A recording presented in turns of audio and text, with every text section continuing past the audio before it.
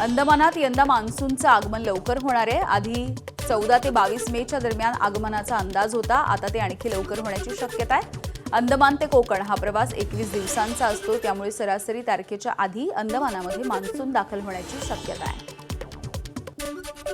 रत्नागिरीतले लांजा तालुक्यामध्ये अवकाळी पावसानं शेतीचं मोठं नुकसान केलंय। काल वादळी वाऱ्यासह अवकाळी पावसाची हजेरी। वादळी वाऱ्यासह झालेल्या पावसामुळे पपईचे 35 लाख रुपयांचं नुकसान झालंय। भंडारा जिल्ह्यामध्ये 1 ते 6 मेच्या दरम्यान झालेल्या सोसाट्याच्या वाऱ्यासह अवकाळी पाऊस 72 गावांमधल्या 802 हेक्टर क्षेत्रामधल्या पिकांना फटका बसलाय। कृषी विभागाचा प्राथमिक अंदाज अहवाल तयार आहे। या आपत्तीमुळे 2123 शेतकरी प्रभावित झाले। भात, मका, आंबा, भाजीपाला आणि अन्य फळ पिकांना याचा फटका बसला। कांद्याला मिळतोय 1 रुपया किलोचा भाव। विक्रीमधून उत्पादन खर्च देखील निघत नसल्यामुळे शेतकऱ्यांना 2.5 एकरांवरच्या कांद्याच्या 600 गुण्या पेटवल्या। धाराशिव जिल्ह्यामधल्या भूम तालुक्यामधल्या तिंत्रज इथल्या शेतकरी भगवान साबळे यांनी हा कांदा पेटवून दिलाय।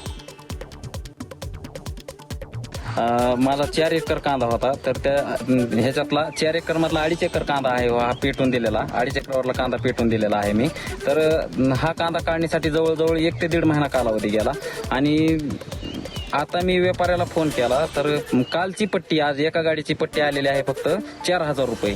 तर काढणीचा आणि काटणीचा मजुराचा खर्च निघलेला नाही। माझ्यावर आज जवळजवळ 3 ते 4 लाख रुपये ह्याचा कांद्याचा लावणीपासून काढणीपर्यंत 4 लाख रुपये खर्च झालेला आहे। संगमेश्वर तालुक्यामधल्या कळंबस्ते गावामधल्या हाकरवणेवाडीमध्ये गायीवरती वीज पडली। गायीचा जागीच मृत्यू झालाय।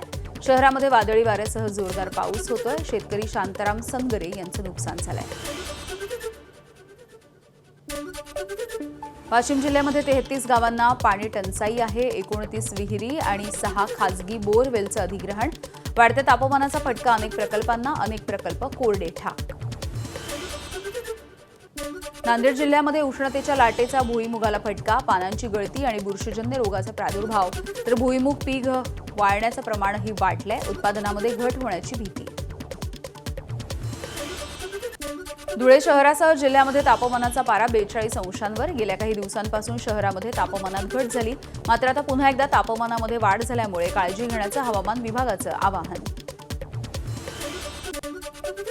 धुळ्यामध्ये वाढत्या तापमानामुळे भाजीपाल्याची आवक घटली आहे, परिणामी भाजीपाल्याच्या दरामध्ये वाढ झाली। टोमॅटो 50 रुपये किलोवर, कोथिंबीरीची जुडी 90 रुपयांना।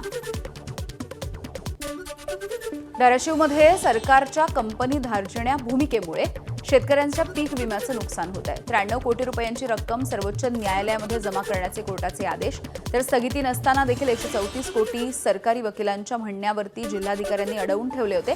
आमदार कैलास पाटील यांचा आरोप आहे।